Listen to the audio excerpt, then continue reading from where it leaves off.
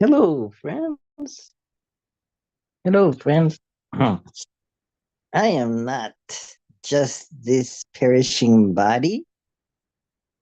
I am the karu. Hmm, Let's see. So, let's see. There we go. I am not just this perishing body. I am the karu. Mhm. So, let's see. Wait a second. Hello, friends, enemies, strangers, kind mothers. Let me share an entire screen. Okay. So,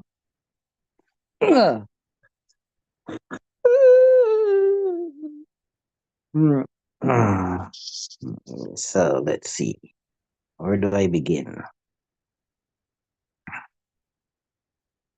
Let's go to share an email. Let's see. Maybe. Yes, so let's go to share an email. And let's see. I type in. Let's see. Correct. Oops. Nancy. This is one of my teachers, right? Okay, so there's maybe it's this one that I have to do. Yep, this is the homework due. So let's see. So verse 14. So maybe I could select all, copy, and then I will go down to Word. Yes, I was working on that. Okay, so yeah, so maybe I could add it to this. No, that wouldn't be right. Oh, so maybe I could talk about Nancy Yelding. Hmm. So she's teaching. She's my teacher. She's teaching the Atmopadesha Shatakam class over email correspondence. The lesson is due soon. When I spoke this, I have to write something up for Sunday and send it in, and then Scott Tightsworth's lesson on the Bhagavad Gita is due tomorrow. Oh, so that tomorrow is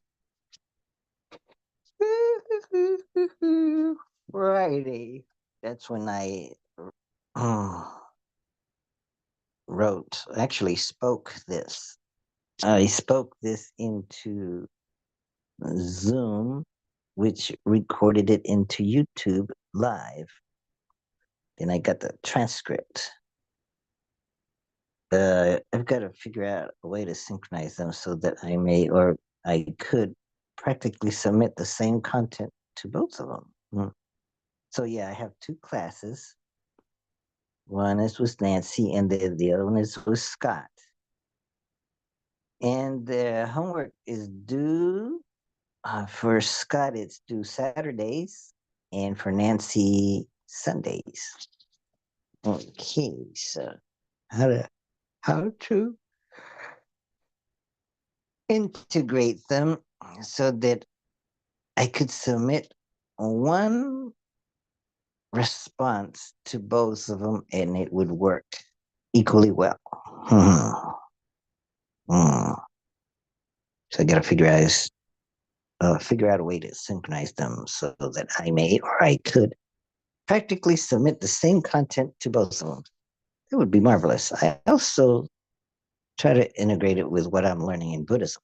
My response to the lessons for Scott's Gita class is to study or to the study guide for Nancy's Atmo class are a little longer than usual, so I end up turning mine in a day or so late. And as I speak this, I am turning my response to the study guide for Nancy's Atmopadesha Shatakam class a little late. It was due Sunday. Today is Monday. No, it's past Monday. I'm into Tuesday morning, so I'm quite late. So, well, let me see if I can turn them in on time. Well, I sort of turned in Scott's lesson uh on the Gita, Bhagavad Gita on time. Hmm. So, but let me see if I can turn them in on time going forward. And maybe I could yeah, so that right after I turn them in, I will start working immediately on the next lesson as soon as I get it. I usually get the next lesson right before the current lesson is due. So I think I already got the next lesson for Scott's and for Nancy's. So I got to immediately start working on them because my bad habits of procrastination. I was a master of procrastination all through my college days. I don't know why. Deadlines get me going, I guess. So I wait until the deadline and then I start working on it. I get inspired by deadlines. But if I could somehow push myself to believe, if I could, what is it called? When fool myself or somehow, uh, hmm, to believe that the deadline is actually earlier, say a week earlier than it's supposed to be, then maybe I'd get it done earlier. Mhm. So maybe uh, I might be late for the artificial deadline, but then I'd I'd know. Oh, but then the problem is that I'll know that it's an artificial deadline, so I won't really do it. Okay, okay, I'm okay. It's about not really today that this is due. It's tomorrow or in 2 days. I'm fine. Got something so I can relax a little bit. That's what I'll be thinking. Maybe I should do that in life, like the deadline for my life. Who knows when that's going to be? It could be tomorrow. So maybe I should hurry and do stuff, even more important stuff. Yeah, it's kind of wild that the deadline for our life isn't known. Wow, that's pretty scary, isn't it? So, what do we do? Why are we denying death? Why are we believing that we're going to live a few more years? Why don't I start taking out my social security? I'm already 65. I've been 65 since September. So let's say October, November, December. Oh, it's been 8 months since I've been 65. So I haven't done anything regarding my receiving social security. I don't know. Might be very small. Maybe it'll be $500 a month, but that helps. Wow, that would help a lot. I should go to the Social Security office and figure out how much I could be awarded. Or maybe All I have to do is log in and it'll show you. I don't know. I also have to pay for Medicare, Medicaid Part A and B and Humana. Somehow with Humana, they help pay for the Medicaid. It says I've got to pay like 140 every quarter, but I haven't paid that. So it's overdue. Oh man, but I'm trying to hold on to receive my retirement a year or two more, see if I get more, but that's kind of ridiculous because I could die any moment now. They want me to do that so that then they won't have to pay me so much. I'm believing that I'm going to live to 120 or so, acting like I will. Maybe I should act like that, but I don't know. Anyway, where was I? Oh, so yes, I introduced Nancy Yelding, who's teaching the Atmapadesha Shatakam. That's the 100 verses for self-instruction. Atmapadesha means self-instruction, and Shatakam is 100 verses, so we're on verse 14. We looked over verse 13 and verse 13 responses. I looked it over on my email. I looked at what the other students had turned in, and I said, wow, this is interesting. I'm going to copy and paste it and put it in my WhatsApp, so maybe I could comment on them. As for tomorrow's homework, it's for Scott Tatesworth. Oh, it's due tomorrow, Saturday. As I this is a transcript of what I was speaking out loud while I was walking the dog, maybe on a morning, Friday morning. Says due to it was due tomorrow, Saturday, but now today is Monday. No, actually Tuesday morning. So Scott Tatesworth's homework is on the Gita, Bhagavad Gita. I know it's chapter 4, but I'm not sure what verses. Well, now I do. But when I was speaking this, I didn't know exactly what verses I was going to have to read. I think have been on chapter 4. I think the first one was verse 1 through 11. Then the second one was verse 12 through something. And the third one is something else. Oh man, I got to look at my emails and figure out what I'm supposed to be doing, and I did. So now I know that it was for verses 22 through 33. Mm-hmm. So the Bhagavad Gita that I'm going over is the one which is the commentary on the Gita, came from Guru Nitya Chaitanya Yati. And I think it was the Gita was translated by Nataraja Guru, I believe. Hmm. I think Nitya died in the 1990s, and his guru was Nataraja Guru. So let's look at the footnotes. Let's see if I can find the footnotes down. Mhm, mhm, mhm. Wow.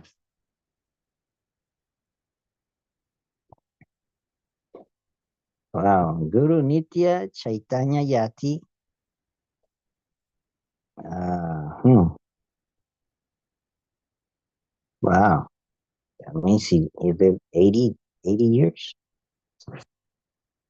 Yeah, I think so. 1923 to 1999. Maybe a little less than 80 years. Mhm.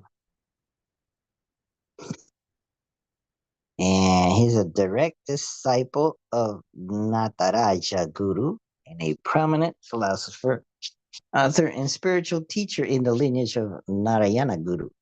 He wrote extensively on the Advaita Vedanta, the Upanishads, the Bhagavad Gita, often offering practical interpretations for modern life. His works, like That Alone and Neither This Nor That But All, are commentaries on Narayana Guru's Atmopadesha Shatakam.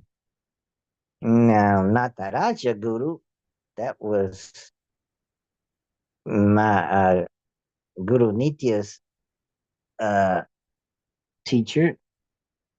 His dates are from 1895 to 1973. He's the primary disciple and successor of Narayana Guru. He systematized and expanded upon Narayana Guru's teachings, integrating Western philosophical thought with Eastern wisdom. He founded the Narayana Gurukulam, global network of ashrams and study centers. His commentaries are considered authoritative in the Narayana Guru tradition. And then there's Narayana Guru, 1856 to 1928. So that means he lived maybe what, 75 years or a little more? A little less. Mm, maybe 72 years, 73, somewhere around there. A visionary social reformer, philosopher, and spiritual leader from Kerala, India. He championed the Advaita Vedanta philosophy and worked tirelessly against caste discrimination and social injustice. His teachings emphasized universal unity, self-realization, and ethical living. The Atmopadesha Shatakam, 100 verses of self-instruction, is one of his most significant philosophical works. Malayam. That's a Dravidian language spoken predominantly by the people of Kerala, India. Narayana Guru composed many of his philosophical and devotional works in Malayam, making profound spiritual wisdom accessible to the common people of his region. Self with a capital S. In Advaita Vedanta, this refers to the Atman, the individual soul or true self, which is ultimately identical with Brahman, the absolute reality. It is distinct from the empirical ego or personal identity, which is conditioned by mind and body. This concept is central to the Upanishads and the Bhagavad Gita. For example, the Bhagavad Gita, chapter 2, describes the eternal and unchangeable nature of the Atman. Oh, so that's the first five footnotes. But let's go back to where we were. Oh boy. Mm-hmm.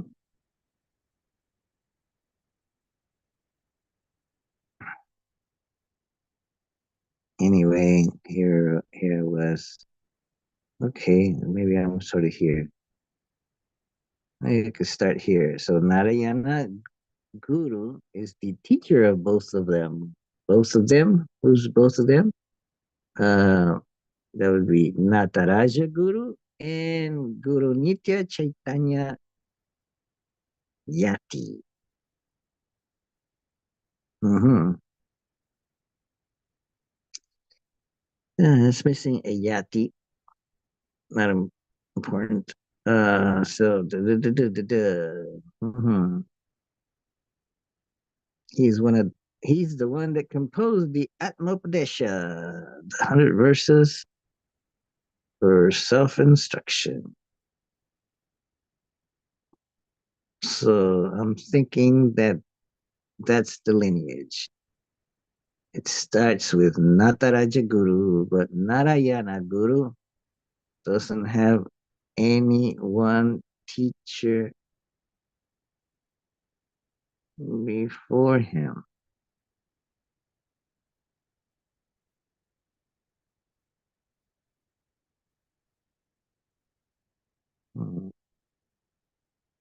Maybe he had several teachers, but he came up with his own thinking.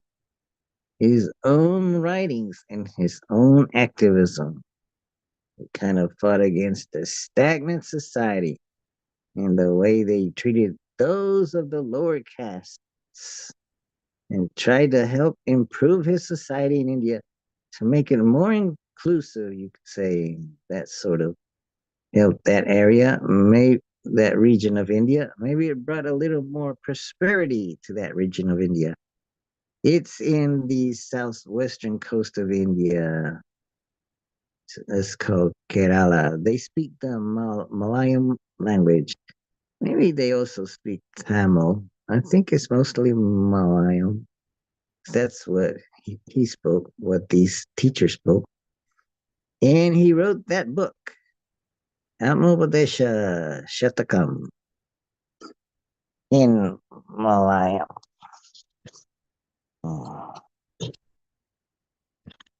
In the Malayalam language. It has been translated into English, of course. I think that both the book was written in the 1880s. So then his students, Nataraja Guru, went on to do commentary on what he wrote. And then more recently, Guru Nitya Chaitanya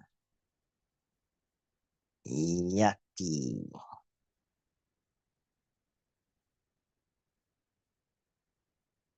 Those three words, Nitya Chaitanya Yati.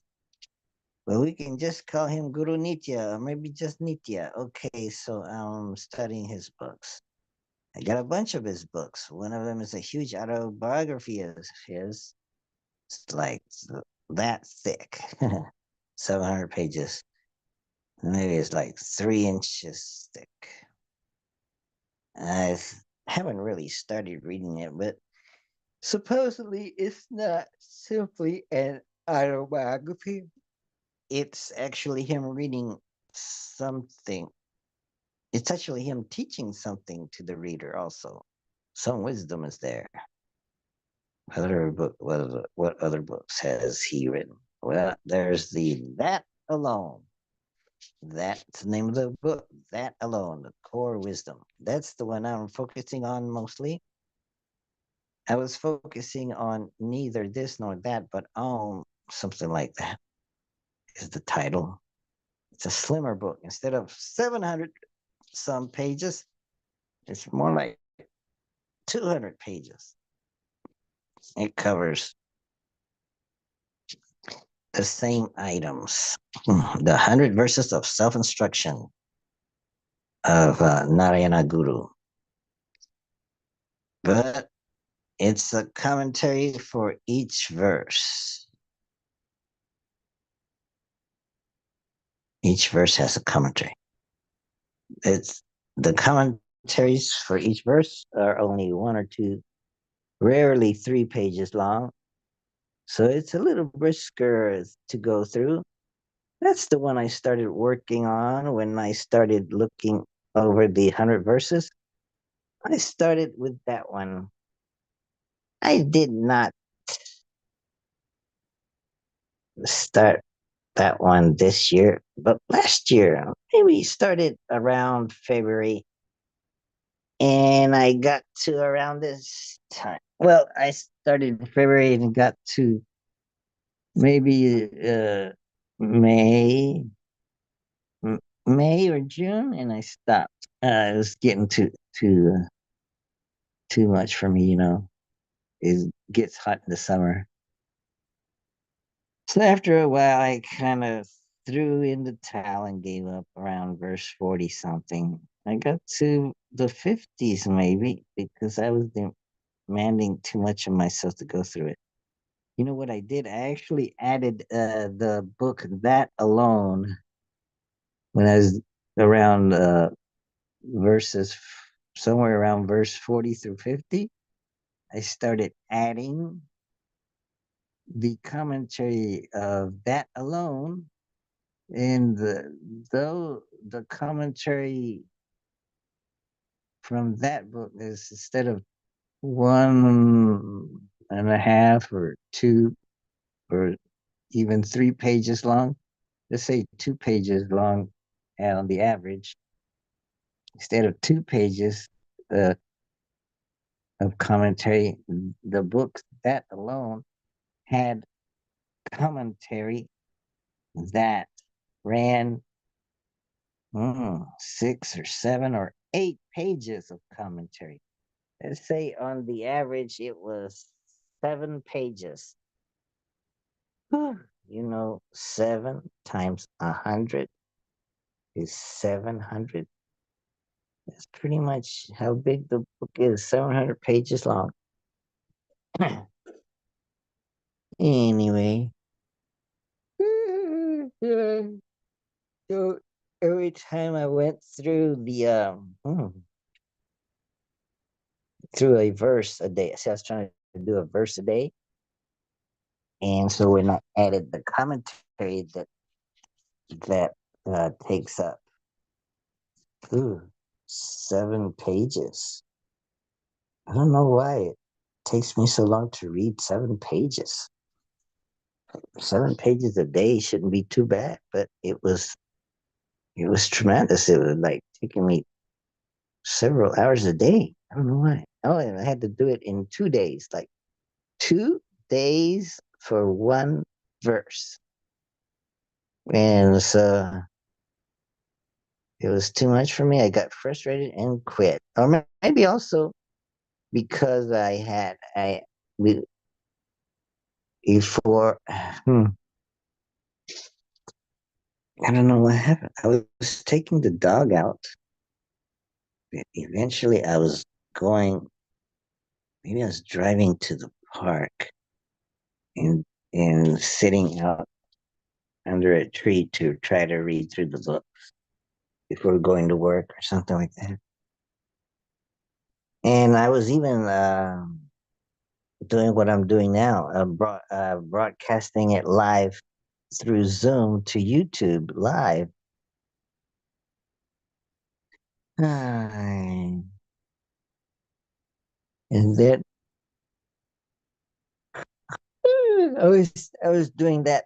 I was uploading the YouTube recording live to my Buddhism for Happiness channel, and that got canceled or deleted.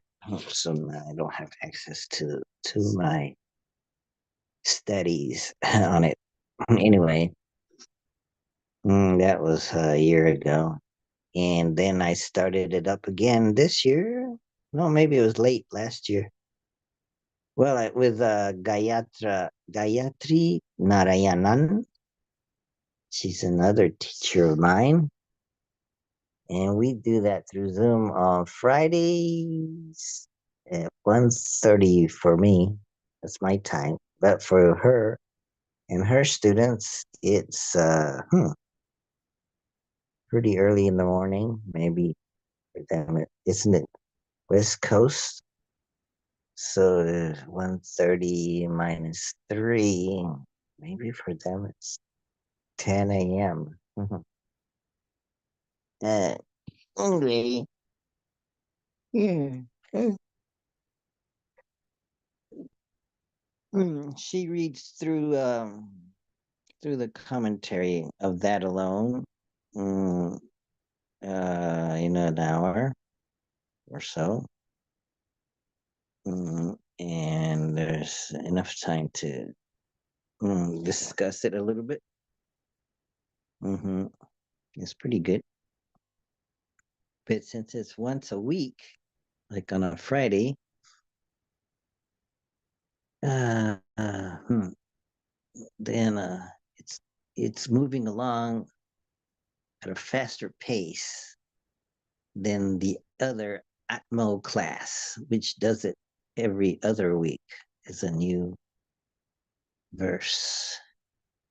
So the the one that's every other week, it's at around verse 14, while the Gayatri Atmo Padesha Shatakam is on verse I'm not sure, 29 or so. I'll have to see. I can log in to a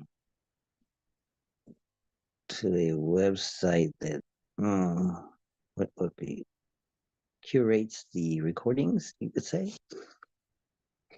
I haven't done that. Anyway, what am I saying here now? So, okay, maybe, okay.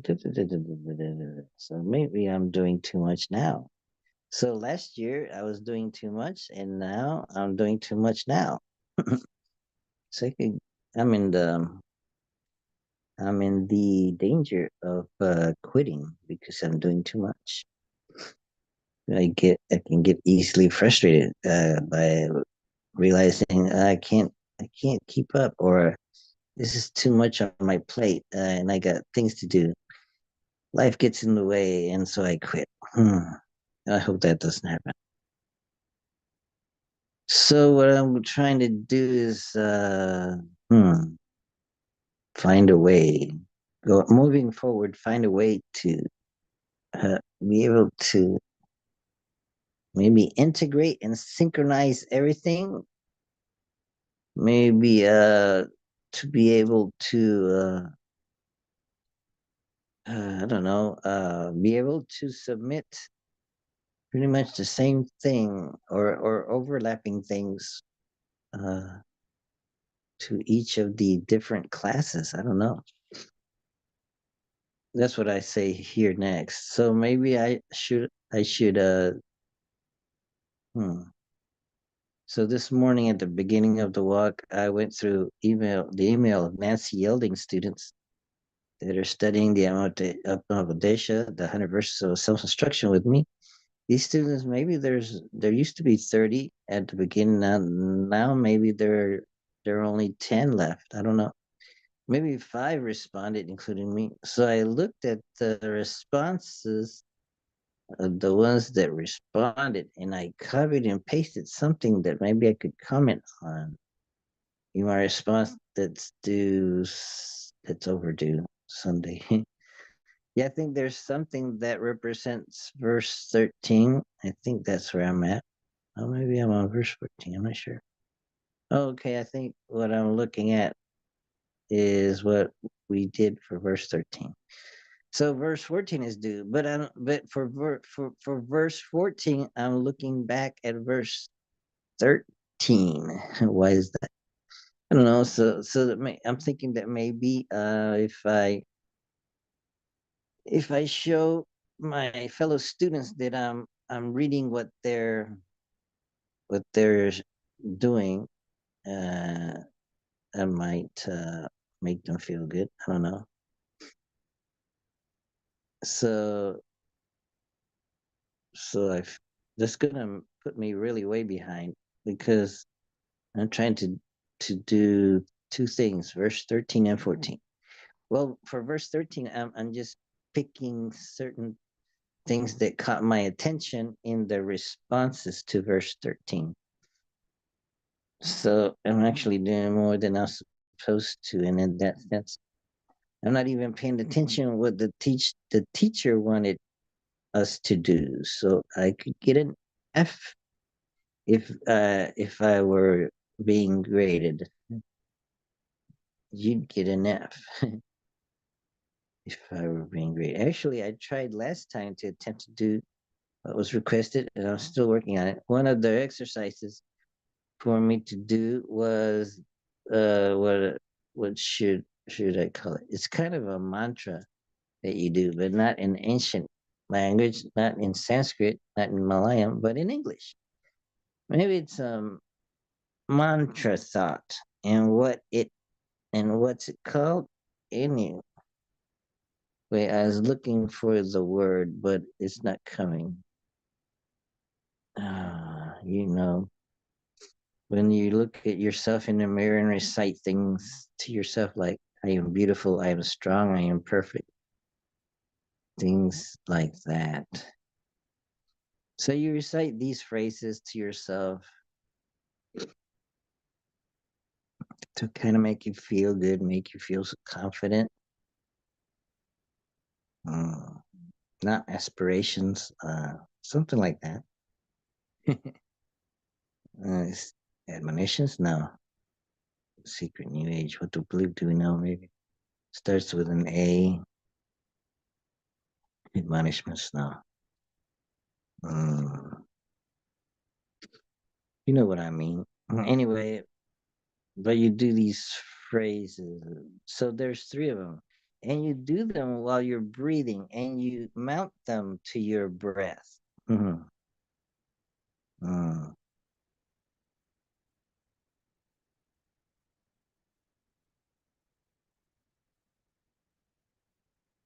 So while you exhale, you do one phrase. While you inhale, you do the other phrase. You hold the breath for as long as you want, not too long, just comfortably long. And you do another one. So here's how it goes. As I'm exhaling, I think to myself, I am not just this perishing body. I am not just this perishing body. I am not just this machine. And then as you inhale, I think to myself, who am I? Who am I? Who am I? Then as you hold the breath, I think to myself, I am the cherishing self with a capital S. Mhm.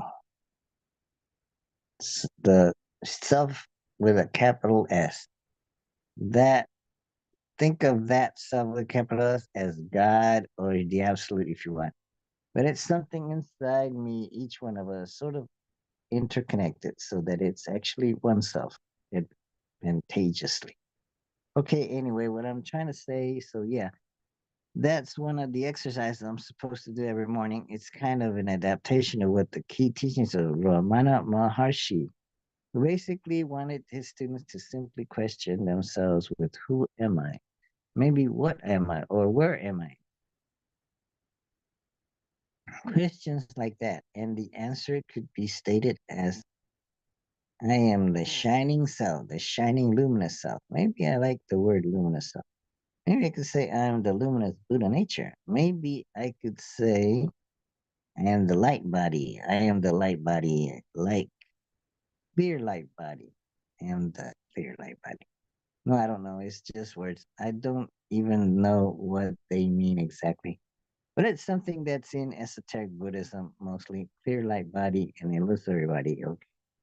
Anyway, there are some things that the student in Nancy Yielding's class wrote in the last response. So thank you. So I think one of the students asked a question about the gunas, just sattvas and tamas. I was thinking maybe sattvas is as it is, as we feel it. It is not pure. We're supposed to try to transcend all these. There are three of them: sattvic, tamasic, and rajasic. So tamas is the quality of inertia, maybe darkness, maybe laziness, and rajas is the quality of movement, maybe activity, and sattvas is the quality of light.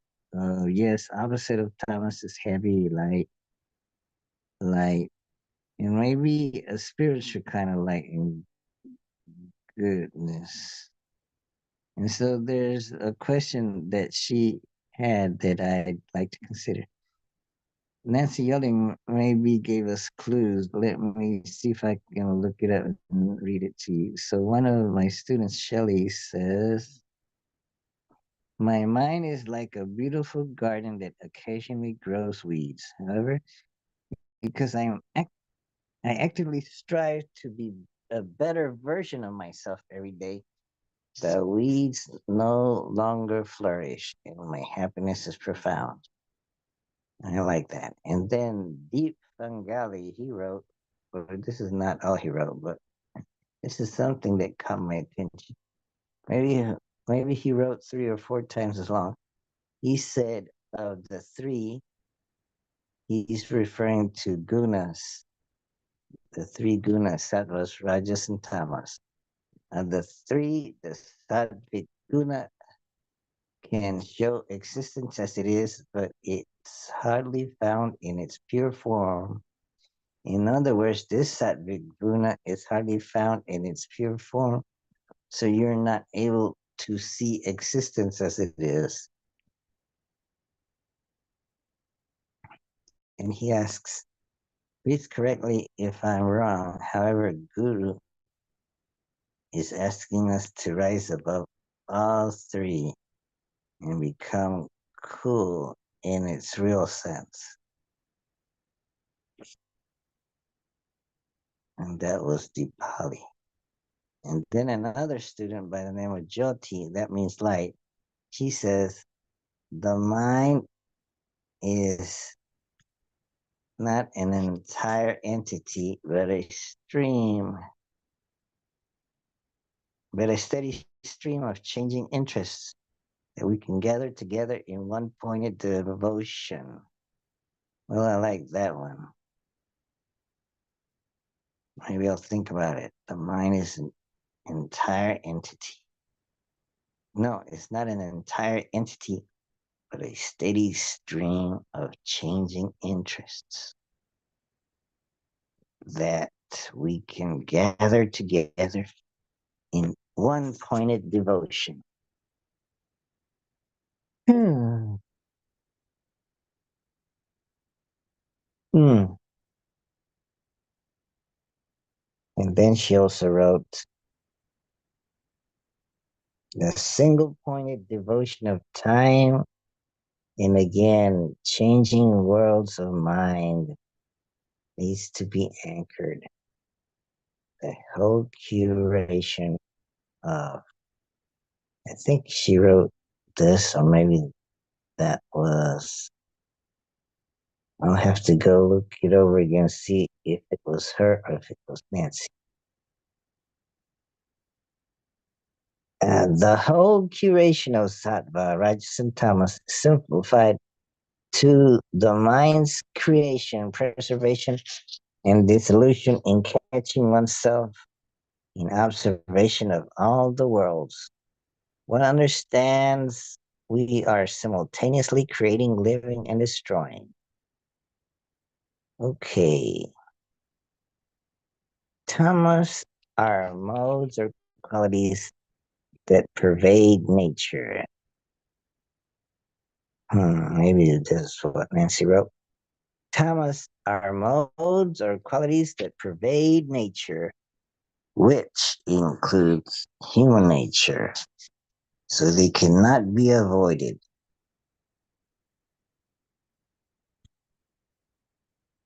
In fact, they can be helpfully used to more deeply understand the functional dynamics of any aspect of nature, from our varying psychological dispositions to the weather, from actions to elaborations.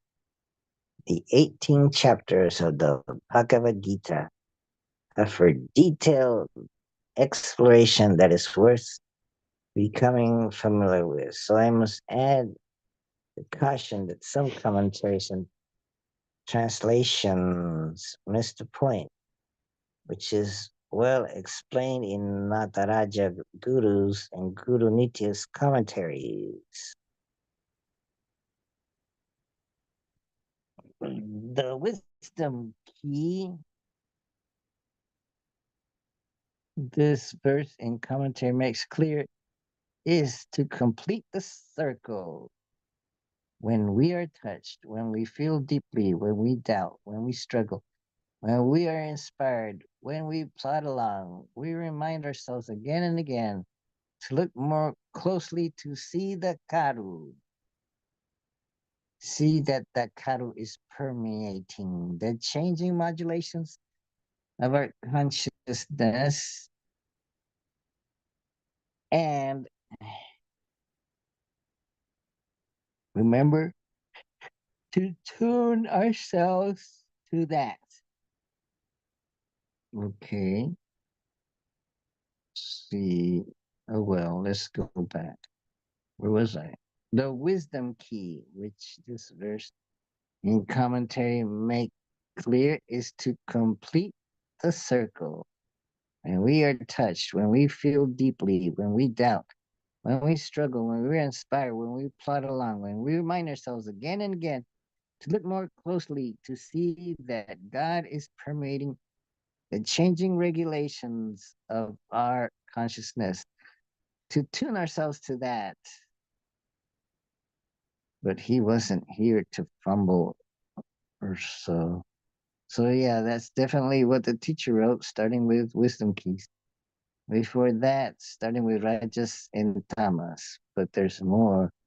It says, so we've got to remind ourselves. I should try to remind myself again and again to look closely. To look at my karu. Maybe I should think of karu as my body nature, Buddha nature, in my very subtle mind. Or maybe they're not equivalent, but they're very closely linked. So I should look. Maybe I don't know if I should identify with them or it. I should feel it. I don't know. Or be it. Or imagine that I am it. That I am that level of consciousness. So see that Karu is permeating the changing modulations of our consciousness. And we're to tune ourselves to that. Maybe the Karu is the carrier wave permeating the knowledge which brilliantly shines at once within and without. Then nor is the Karu to that with the five senses withheld, prostrating again again with devotion and chant. So that is the first verse of the Shatakam. So it's saying to, okay, for starters, what we're going to do is recognize the Karu in us. And to do that, we have to kind of withhold the five senses, maybe the six senses. How? By prostrating again and again. Maybe that means reminding ourselves again and again to look more closely. That's a way of prostrating. That is a form of devotion. And the chant might be that exercises that I'm supposedly trying to do, where I inhale and ask myself, who am I? As I inhale and then hold, I think to myself, I am the karu. No, actually, it says I am the shining self with a capital S. But maybe I could equate that to the karu. And I could equate karu to the Buddha nature. And I equate the Buddha nature to my very subtle mind. And then when I exhale, I think to myself, I am not merely, no, I am not just this perishing body. I am not just this perishing body. So there I go. I think I covered it all. So I'm proud, or at least this is as good as it's gonna get, even though I couldn't focus. But I did what I did, and if it doesn't match the title that I gave it, oh well. The title was supposed to kind of guide me and maybe help me have a purpose in this rant. No, this discussion with myself. I don't know. Maybe somebody will enjoy it. I don't know. I'm going to use this maybe to pull out the transcripts to maybe write something for up for some Sunday and maybe tomorrow for tomorrow. But those lessons, I'm going to try to combine them so that I can submit them into one. That's not going to happen. Thank you. I hope this helps. Well, certainly, I hope it will help me. That's more important. And maybe someday I could become a Buddha and help others. Now, here's the footnotes. I looked at the first few. The self with a capital S in Advaita Vedanta. This refers to the Atman with a capital A, the individual soul or true self with a capital S, which is ultimately identical with Brahman, the absolute reality. It is distinct from the empirical ego or personal identity, which is conditioned by mind and body. So this concept is central to the Upanishads and the Bhagavad Gita. Mhm. For example, Bhagavad Gita chapter 2 describes the eternal and unchangeable nature of the Atman. And Ramana Maharshi lived from 1879 to 1950. Hmm. A revered Indian sage and jnani, one who has realized ultimate knowledge, who taught the path of self-inquiry. Atma Vichara. His primary teaching was the question, who am I? Leading a seeker to investigate the source of the I thought and realize the true unconditioned self.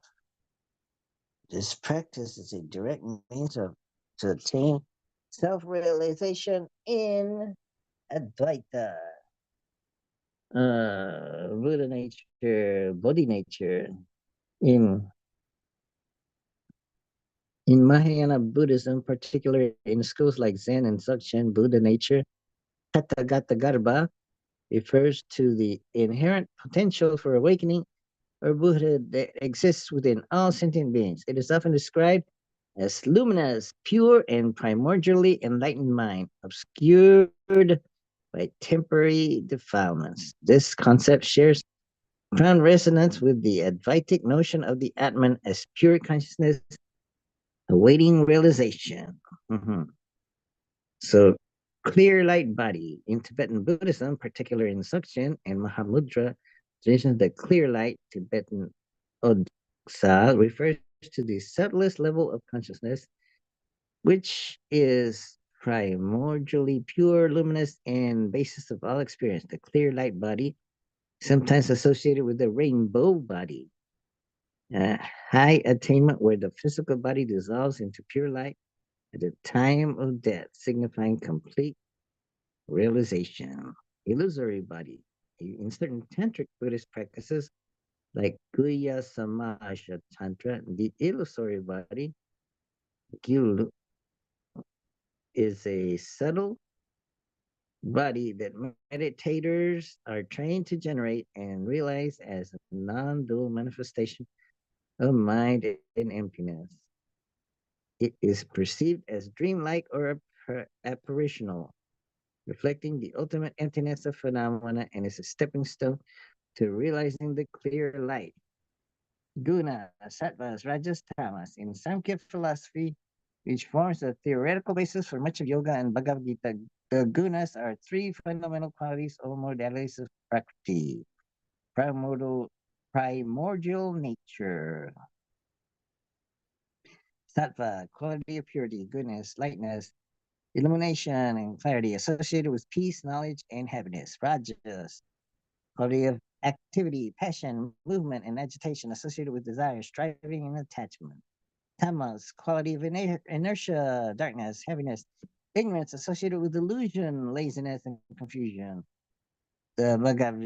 The Bhagavad Gita extensively discusses the gunas, explaining how they bind the soul to the material world and how a spiritual aspirant should transcend their influence to attain liberation. That's in Bhagavad Gita, chapter 14. And Bhagavad Gita, that's from the 11th footnote, footnote 11.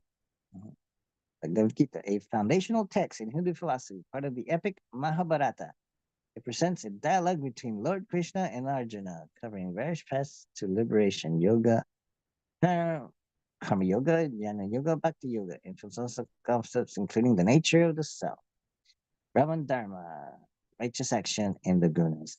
It's practical guidance on action in the world with detachment makes it highly relevant for daily spiritual living. Karu, in the context of Narayana Guru's Amalpadesha Shatakam Karu, Malayam for embryo or seed, refers to the ultimate primordial essence or source of all existence. It is unmanifest, pure consciousness, identical with Brahman, that shines forth as the universe. It is the core of all being, the uncaused cause, and the ultimate reality to be realized. Wow. Mm-hmm.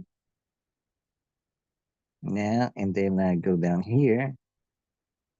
So my current studies include Nancy Yelding's Atmopadesha Shatakam, 100 verses for self instruction class, with verse 14 being the current focus.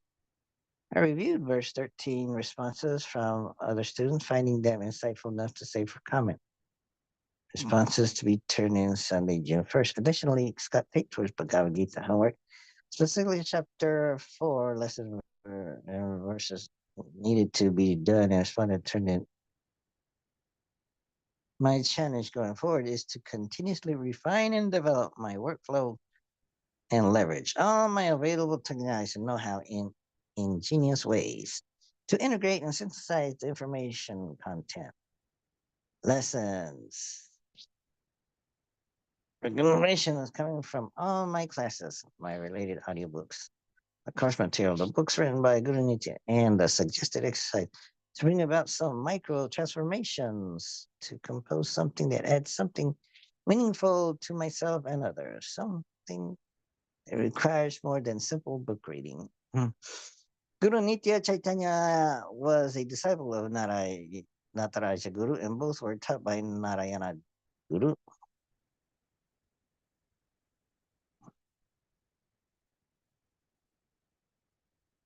I don't think both were taught by Narayana Guru.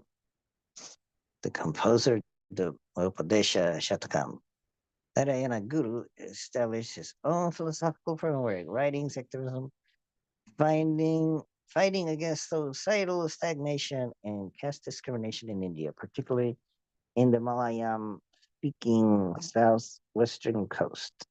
His 1880s Malayalam composition, Amalpesha Shatakam, was really translated into English and commented upon by Nataraja Guru and more recently by Guru Nitya Chaitanya Yati. I'm currently studying two of Guru Nitya Chaitanya's books, Commentary on the Bhagavad Gita, and that alone. We've been studying the Amritation last year through neither this nor that, but as far as verse 40 something. This morning I reviewed Nancy Yelding's students' Amritadesha responses, copying relevant points to into my Sunday response. One previous suggested exercise assignment involves an English mantra like practice. A mantra practice, but the mantras are in English. An adaptation of Ramayana Maharshi's self-inquiry. This involves a three-part breathing exercise, exhaling with I am not just this Persian body, inhaling with who am I, and holding breath with I am the cherishing the I am the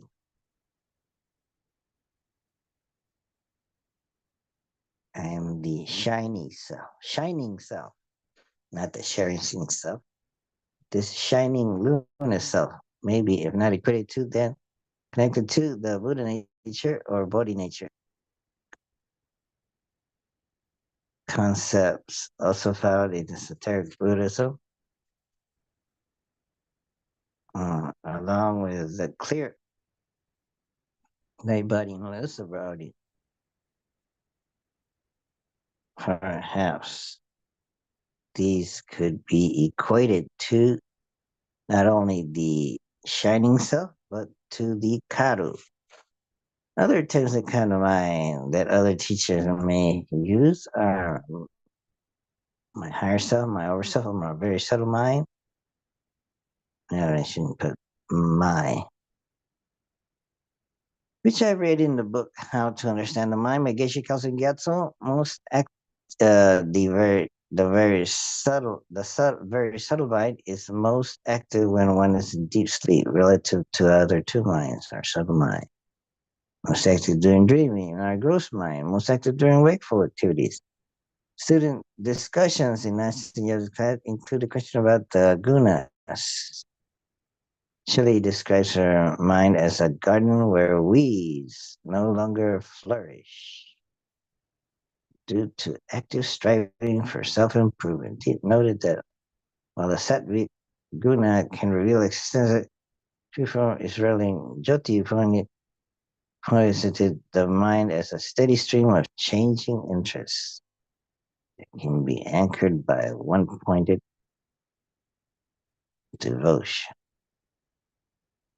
Hmm. Further suggests that the gunas simplify to the mind's continuous creation, preservation, and dissolution of worlds. I see on this commentary clarify that the gunas are pervasive qualities of nature, including human nature, cannot be avoided. Instead, they can be used to understand functional dynamics. The Bhagavad Gita often offers a detailed explanation of goodness, though some miss the essential point.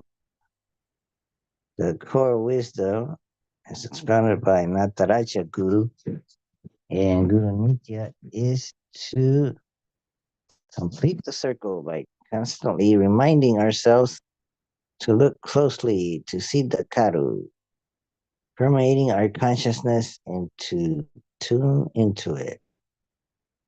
The karu may be depicted as the carrier wave of knowledge, the ultimate knower, and the source of all manifestation. In the practice involving the withholding of senses and prostrating through focused observation and one's favorite mantra, perhaps the one I have chosen to try out for 21 days every morning upon waking up and exhaling. I am not just this person, buddy. Okay, there's the footnotes. Yes, I think I got through all the footnotes. Mm-hmm, mm-hmm, mm-hmm,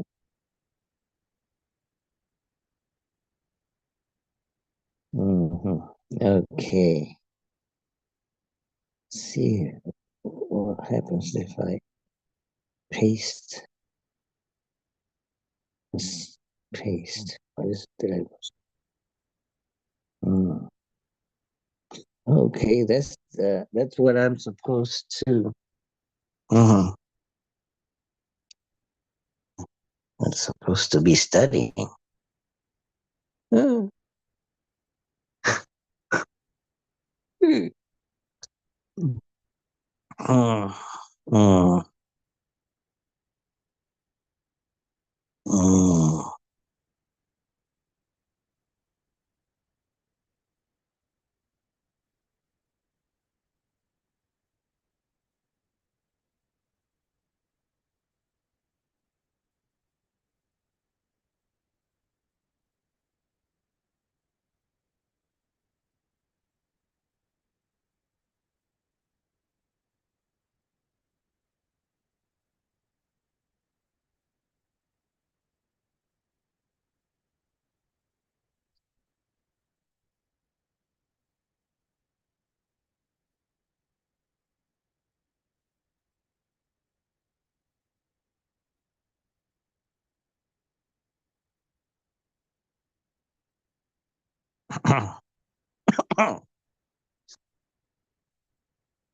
So let's go over this. Okay.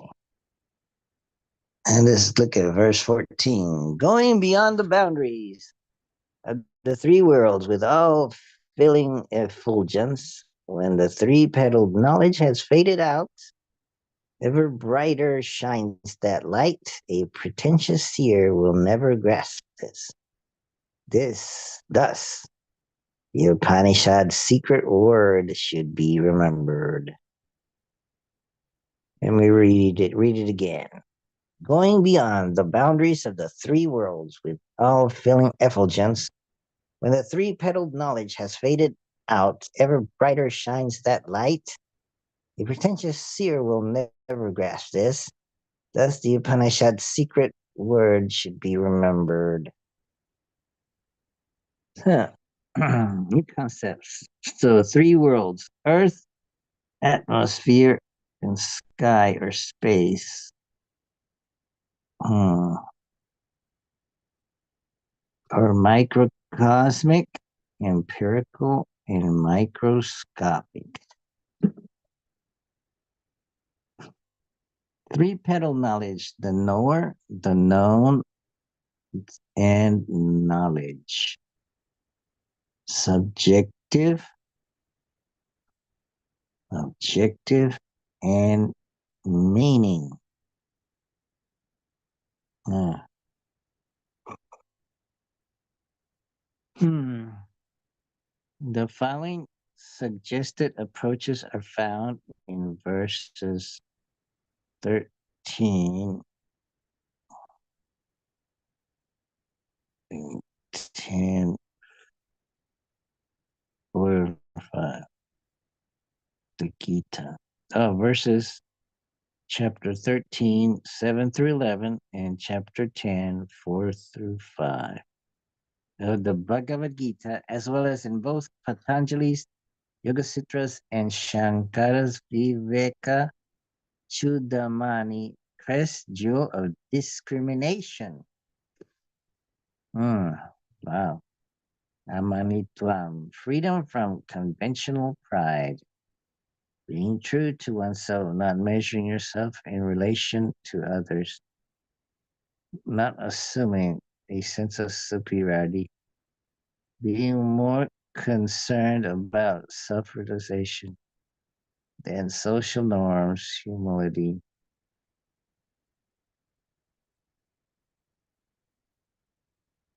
Hmm.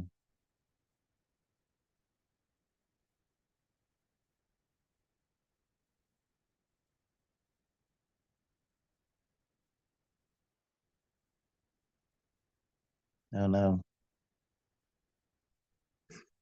So, amanitvam, and there's adambitvam. Mhm.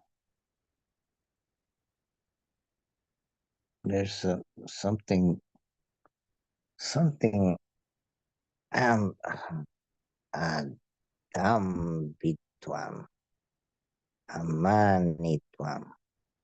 So, amanitvam is freedom from conventional pride, being true to oneself, not measuring yourself in relationship to others, in relation to others, not assuming a sense of superiority, being more concerned about self-realization than social norms, humility, amanitvam.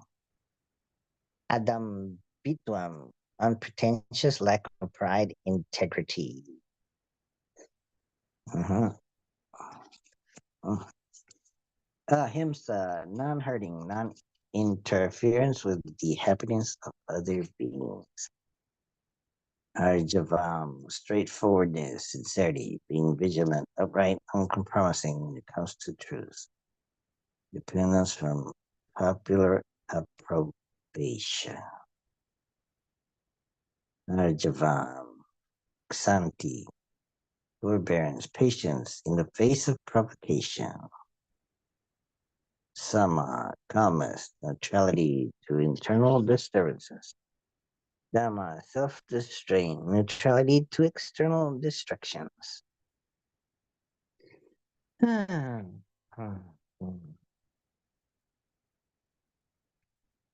So let's have a detailed look at the verse. Effulgent light fills all, not limited by the boundaries of our sense capacities or even our thought capacities. The more one identifies with that, the more the rigid barriers between the knower and what is known and the meaning it represents fades away, revealing the light, revealing the light that is the substance of knower, known and knowledge. Mere intellectual understanding does not grasp this.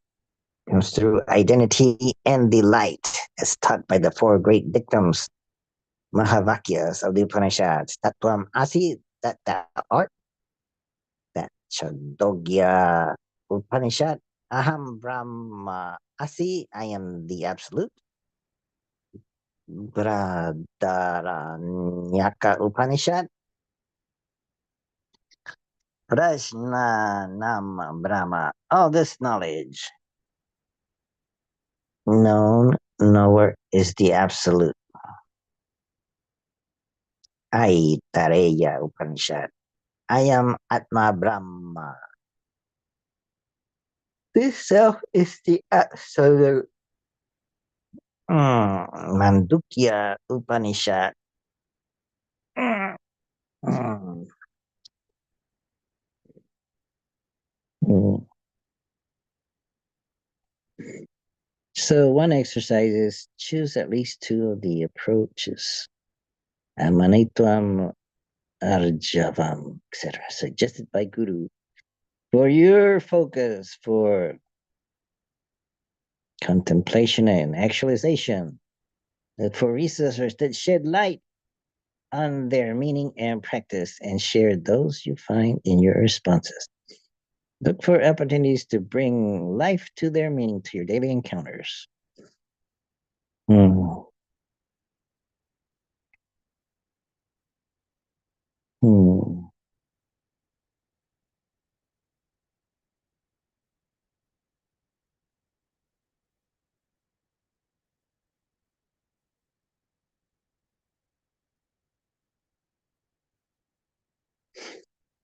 Let me repeat that first exercise.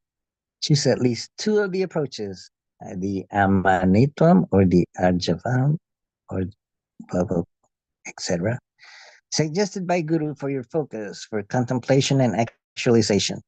Look for resources that shed light on their meaning and practice. Share those you find in your responses. And look for opportunities to bring life to their meaning in your daily encounter. Another exercise to try. Try to set aside some time each day to contemplate the meaning of whichever Upanishadic dictum speaks to you most. Review your inner and outer experiences in this light. Also, try settling down deeply into its meaning by contemplating the first word of the phrase, gently allowing all of its connotations to resonate within you. Then adding the second word and observing the different impact on your consciousness. And adding the third word and so on until the entire teaching is glowing in your awareness. Rest in that illumination for some time. Hmm.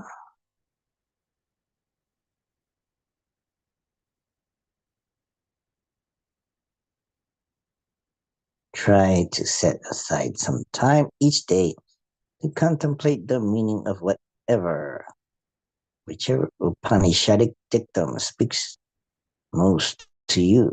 Reveal your inner and outer experience in its light.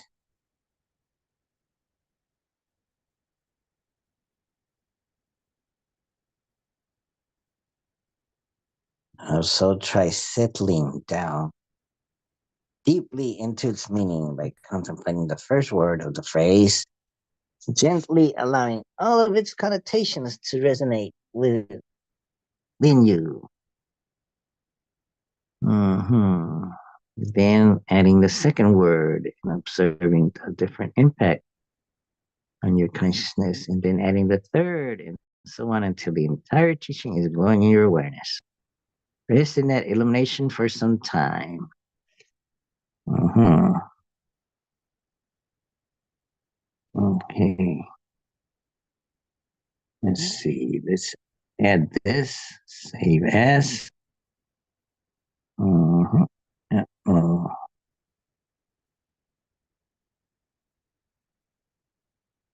Let's see. Uh,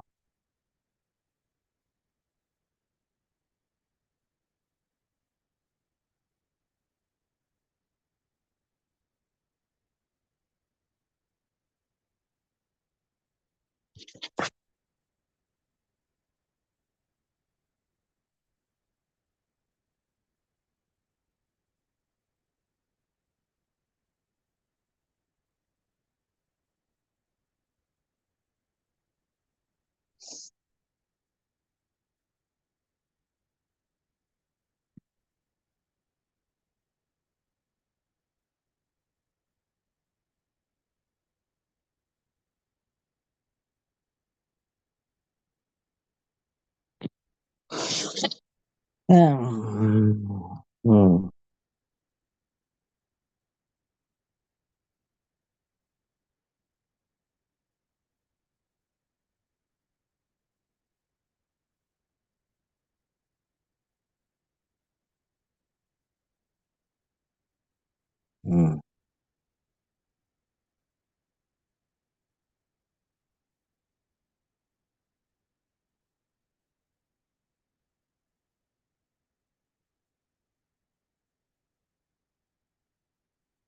I'm gonna stop sharing. Okay. So there you have it. My lesson that's overdue. And I want to think about what exercises I could do. Mm. And maybe read the commentary by Guru Nitya Chaitanya Yati, verse 14. From neither this nor that, but Om, and from that alone. Let's see, where's my that alone book? There it is. Ah, mm. And where is my neither this nor that, but Om book? Mm.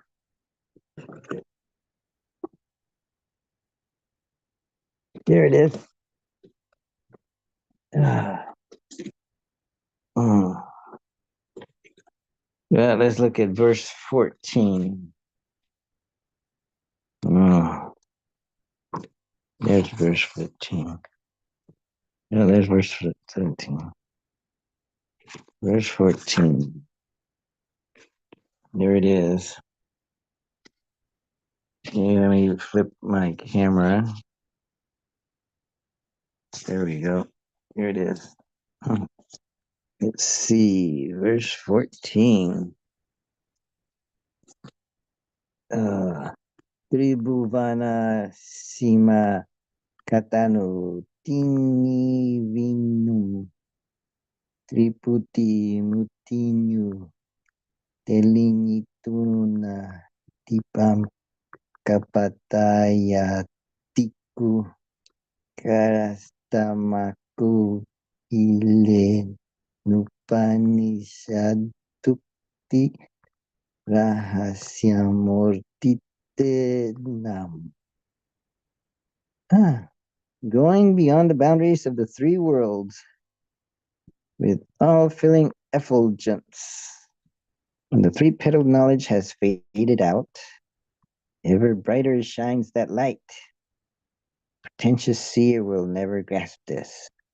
Thus, the Upanishad's secret world should be remembered. A person can look outward and see a world that alternately fascinates and bewilders. Can also look inward and be delighted at the prospect, the possibilities that can be creatively imagined, or be fearful of the negative and depressing phantoms that might haunt his psyche.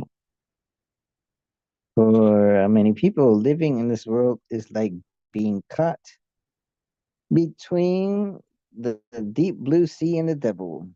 This is not the only possibility, however. One can also look from the center of his beingness to a world that has its substance, same reality of beingness. Or he can look into this beingness and see in it the intrinsic worth of the world which he adores.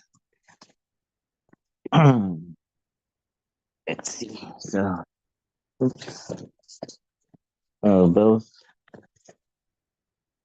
both the both the fool and the wise man live in the same world and are equipped the same faculties. However, their experience is at great varies with regard to its quality and meaning.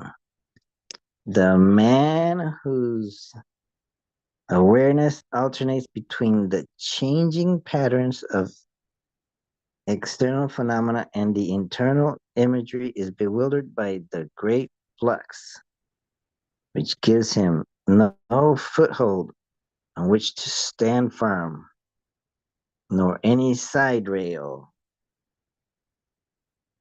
to hold on to. The wise man sees a consistent and constant frame of reference in which even uncertainty comes under the of the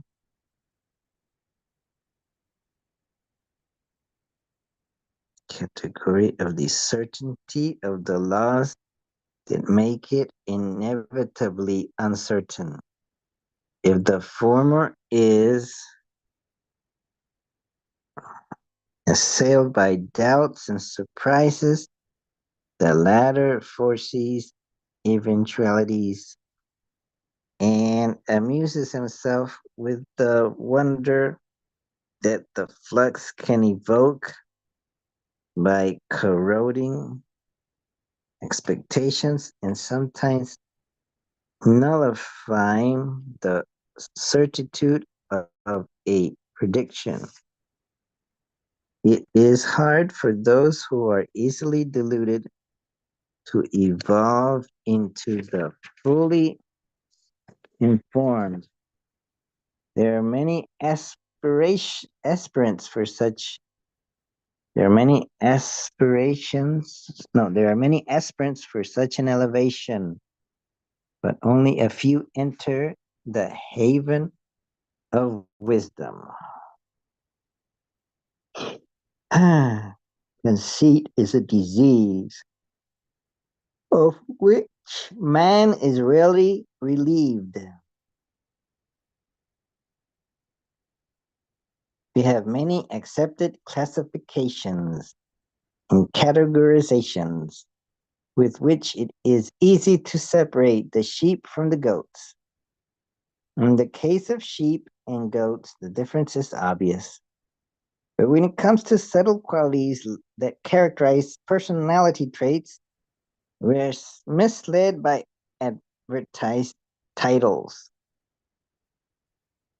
A freshman in a medical school is likely to make himself a physician of renown after several years of intensive training, good discipline, experience. If, however, the possibility is mistaken for an actuality, and he offers his services to handle a difficult case which involves risk, he will only be a menace to his patient. Entitlement to wisdom is nowhere different from this. Wishful thinking makes many people identify with unachieved abilities and understandings, and this wrong identification becomes their main hurdle to surmount in order to achieve the goal for which they set out on their journey. Mhm. The ideal presented in this verse is of a person who is adept in retraining himself from being misled by the lures of a seemingly fascinating world, or from being crippled by its illusory threats. In the same way, he is also capable of retaining the valid memory of the rules of transaction, so that even when he is fully conversant with all absorbing beingness of the transcendent, he can legitimately respond to the natural requirements of the phenomena to which his body and senses correspond. He sets the past, the present, and the future, what is far off, close by, and inside, and the shifting agency of the ego moving back and forth between the roles of the knower, the doer, and the enjoyer.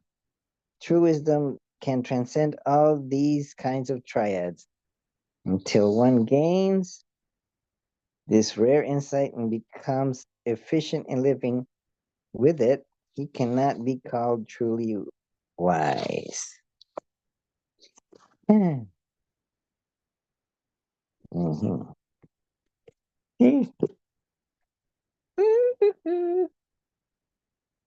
No, I'm not done yet. I'm going to go through verse 14 from this book, the commentary for verse 14. Oh, it's going to be hmm, 3 times longer. Here's verse 14. What's it talk about? Mhm. Yeah, tribu vana sima katanu tini vinum triputi mutinyu telingituna dipam kapatayatiku karastan makuvile nupanishadukti rajasyamurtitenam. Going beyond the boundaries of the three worlds with all filling effulgence. When the three-petaled knowledge has faded out, ever brighter shines that light. A pretentious seer will never grasp this. Thus, the Upanishad's secret word should be remembered. The Catholic Church begins with the laity. Then there are novices, priests called brothers or fathers, bishops, archbishops, cardinals, senior cardinals, and finally the Pope. There is a certain maturization implied in this hierarchy. Each one is trying to pass beyond a certain boundary to enter the next category. There is an increasing approximation of perfection. Even when we come to the Pope, though, his approximation is far from perfect. Transcending his position is the saint. Beyond the saint is Christ himself. Even beyond the personal aspect of Christ is the eternal Spirit of God, the Word or the Holy Spirit. Beyond that is God itself. So we have to pass through several approximations before we come to the final all-filling reality. For example, man gets initiated by a spiritual master into the wisdom tradition. If it is the Hare Krishna movement, he will be asked to shave his head, just keeping a little tuft, wear ochre cloths, and chant Hare Krishna a certain way. While it is true that he has decided to someday become like Chaitanya Mahaprabhu, or like Sri Krishna himself, or the Absolute, this only says he's tended to become them. In the present state, he is only pretending. When you are pretending, don't say you have already become what you are tending towards. Tending to become something and actually becoming it are two totally different things. It is a long way. Don't think you will fully understand it in only a day. It is for a whole lifetime. Take it easy, but also take it seriously.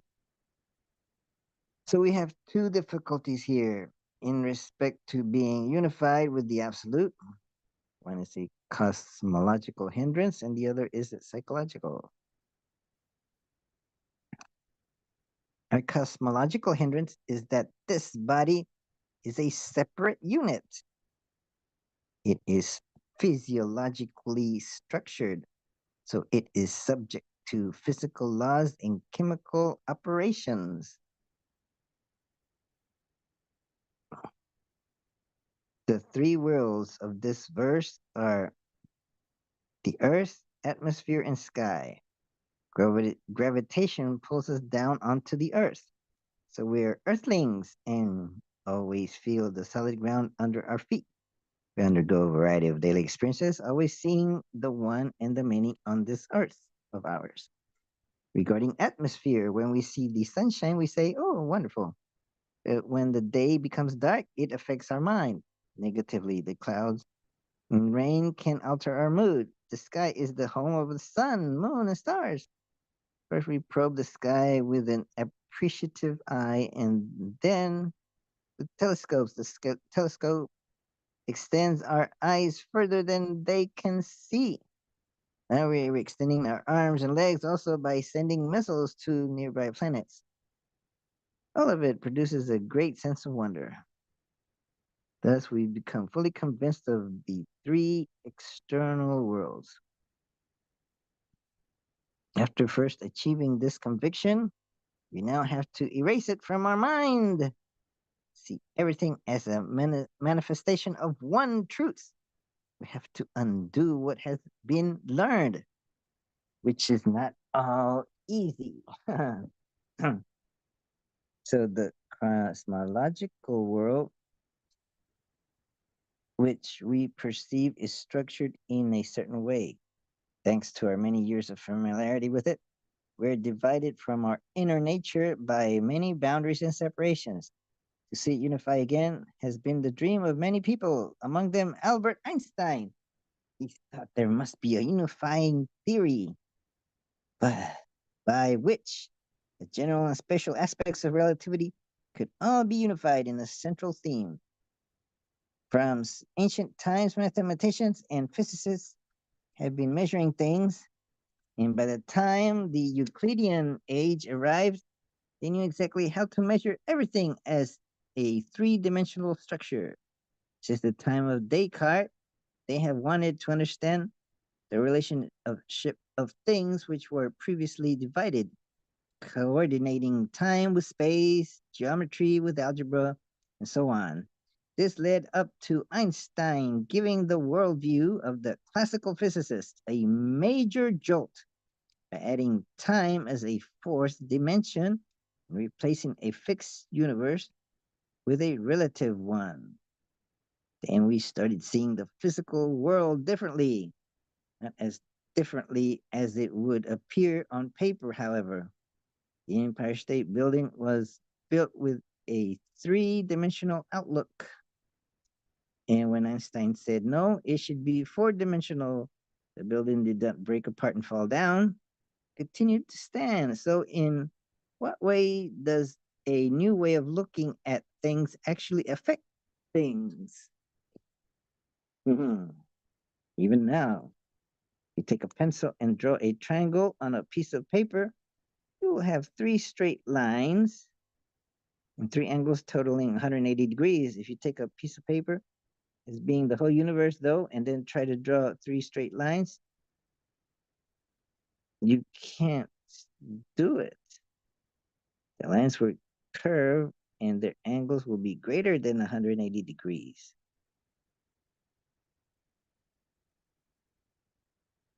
But this curvature on a universal scale does not nullify, for instance, the straight lines a carpenter uses to measure as he builds. Classical physics still works fine at the everyday level. Somewhere we have to relate these two things. What is universally true is not true in a particular sense, and what is true in a particular sense is not true generally. The macroscopic world around us can only be arrived at through mathematics.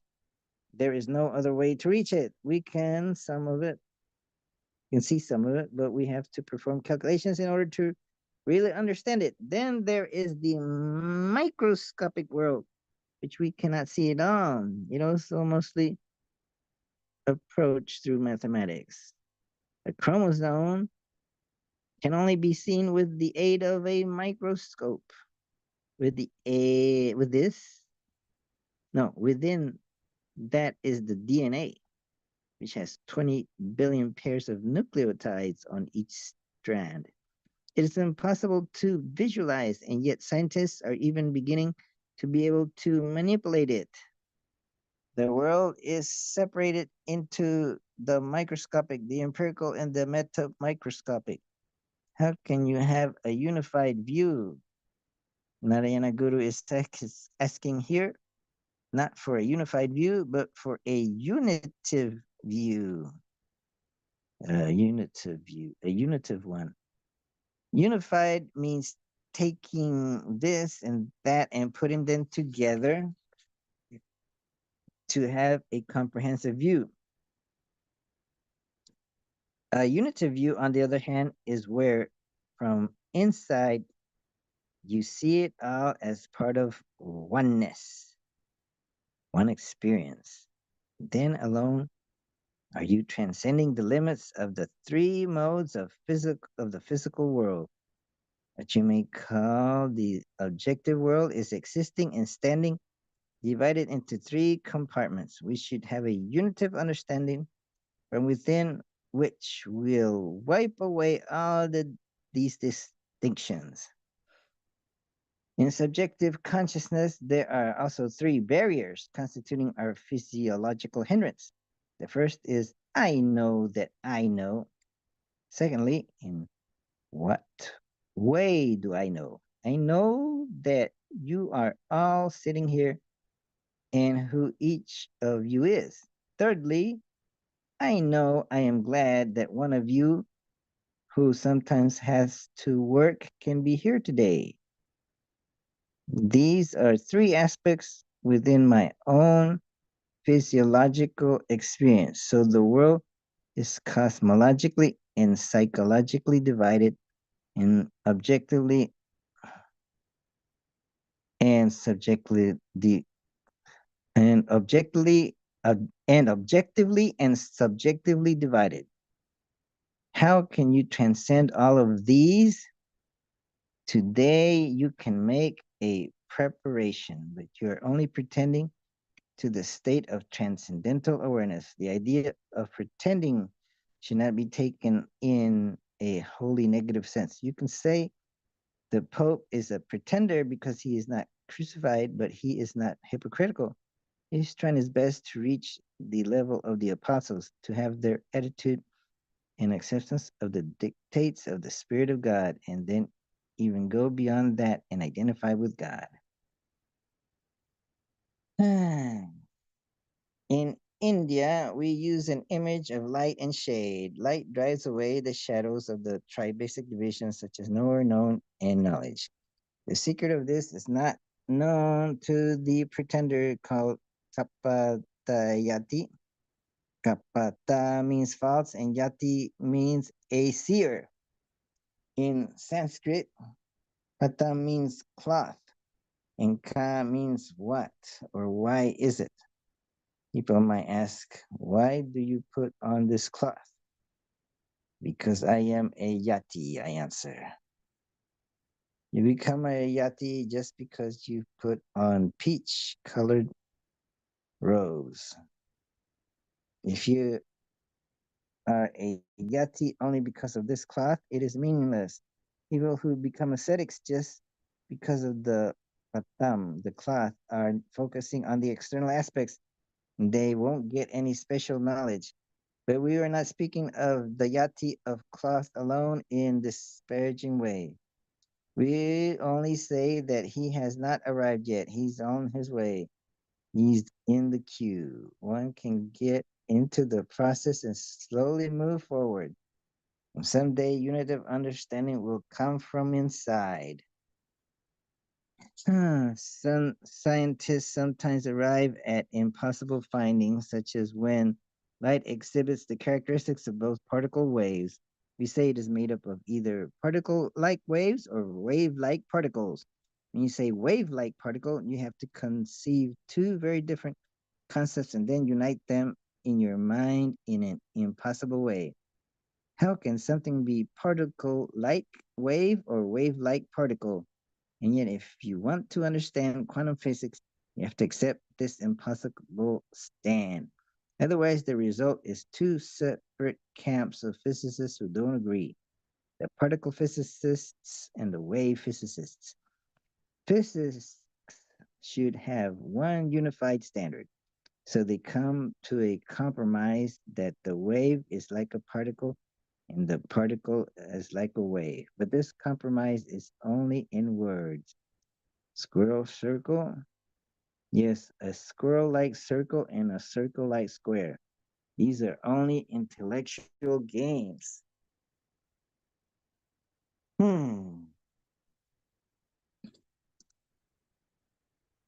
What we are asked here is not to make an intellectual game by renaming all our concepts, but to feel from within the unity of the external world and the unity of the internal world. Both these unities are to be found only in a mystical state. They cannot be arrived at intellectually. Narayana Guru is going to present a mystical state in the next verse. For now, though, we can only appreciate it as a mental image. Maybe someday you may actually get it.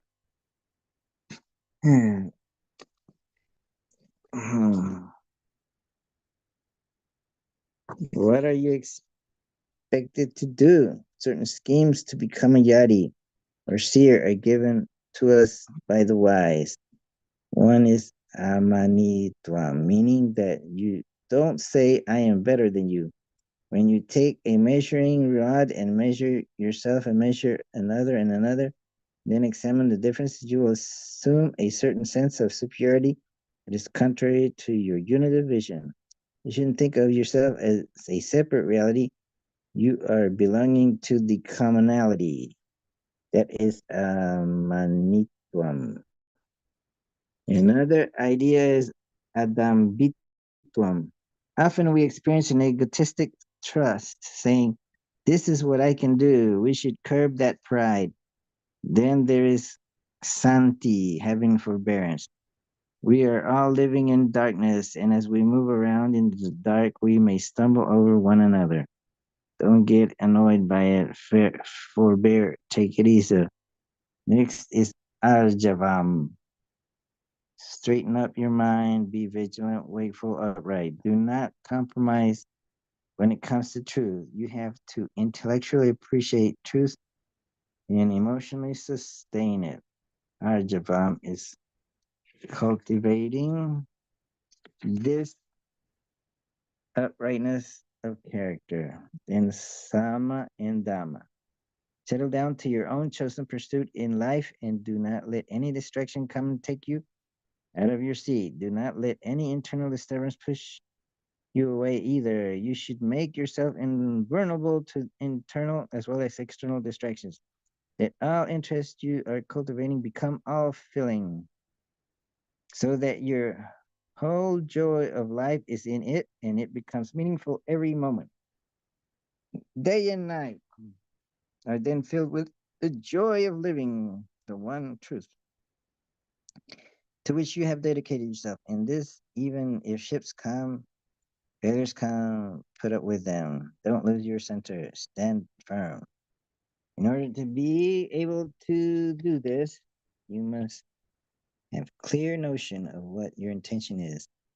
You have to go about your business, even every step of the way. In this process, see that you are not grabbing things away from others, but are only using the resources that are apportioned to you by nature in this benevolence.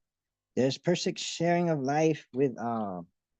Thus, you transform and get into a mode of life, a behavioral pattern where there is total sharing with the rest of the world. Full cooperation is given. You include in your happiness, the happiness of all, but you do not tread upon your own happiness. You make yourself as much your own friend, as a friend of others. You don't alienate yourself and become hostile to yourself. No hostility to others and no hostility to yourself. Do not be disturbed by the world and don't disturb the world. Get into greater and greater harmony. Hmm. The wise ones who have gone before us are still sharing their wisdom with us through their recorded experiences given in scripture, poetry, literature, and historical contents. Derive light from them. Be benefited by spending some hours in study, pondering meditation, passively contemplating. These methods are given in some form in all religions by all the masters, so we don't lack for advice. We have only to clear our desks and put things in the right places and start. Then we progress day after day. In ancient times, there was a method for finding out an honest man. If a thief was brought before the king, an iron axe was put into the fire. When it became red hot, the thief was asked to pick it up. If he was an honest man, it wouldn't scald or burn him. If he was a real thief, it would. This is given in the Chandogya Upanishad. It's a test of one's truthfulness. Wow. Truth and untruth are subjective things, while grasping a red hot iron piece is subjective. But the rishis believe there's one truth governing the subjective and objective worlds together, and that if someone was truthful, nothing would happen to them. This is a unitive way of looking at it. Sounds silly to us, but still, there are people who walk on fire and do not get burned. Somatic change can come about because of a psychological attitude. So psyche and soma controlled by another state which is capable of uniting them.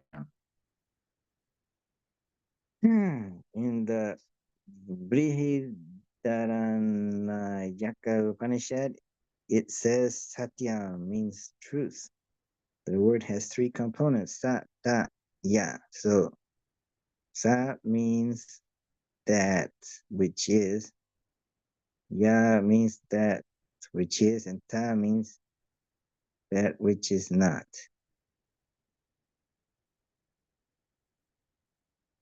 Hmm. Thus, on one side is truth, on the other side is truth. If on the middle is untruth. The word satyam is structured with truth on either side and untruth in the middle. It says that if there is truth on either side, untruth cannot remain there. So don't bother about it.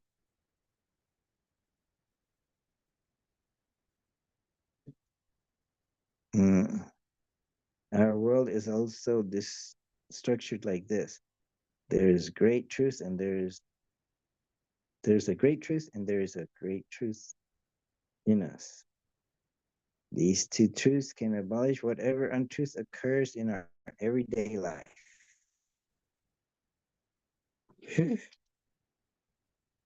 All right. That alone, the core wisdom. Oh boy. Have you had enough? Mm. Let's see. Core wisdom. Let's see. Let's see. Let me flip over. There we go. Oh, hmm. There we go. I was trying to flip. I couldn't flip. Okay, so there we go.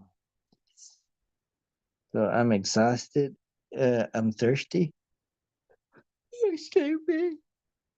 It's 4 in the morning, Tuesday. I haven't finished my homework. Did I read all the material that goes with the homework? Now, how do I compose or do the exercises for the homework? That's what I got to figure out next. So I'll be thinking about it as I sleep. Maybe something will come up in the morning to which I can add to my response. Maybe. Let's see. We'll see. Thank you. I hope this helps.